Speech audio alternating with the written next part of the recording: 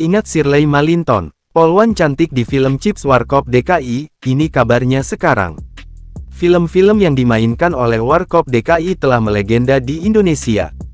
Film yang diperankan oleh tokoh utamanya Dono, Kasino, Indro ini mulai tahun 1980-an hingga lintas generasi.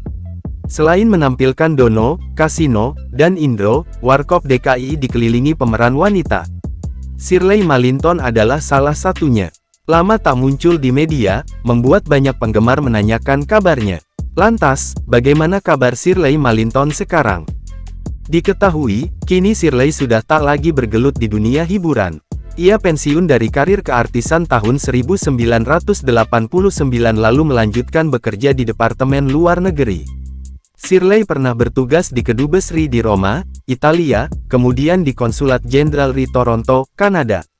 Juga dinas di Konsulat Jenderal RI di Chicago, AS.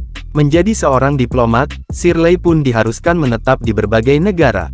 Setelah berpindah-pindah negara untuk menjadi duta besar, Shirley pun memilih Amerika sebagai tujuan terakhirnya untuk singgah.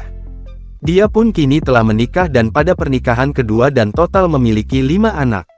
Potret kesehariannya kerap kali Shirley bagikan di akun Instagram pribadinya.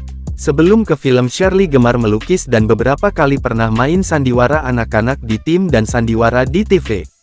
Ia senang pula mendeklamasikan sajak, beberapa puisinya pernah dimuat di Sinar Harapan, Pelita dan lain-lain.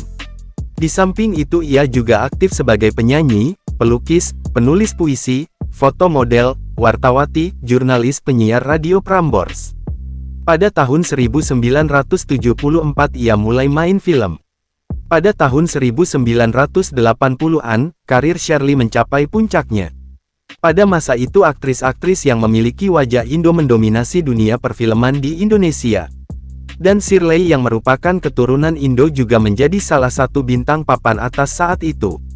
Shirley juga aktif menulis terutama puisi anak-anak.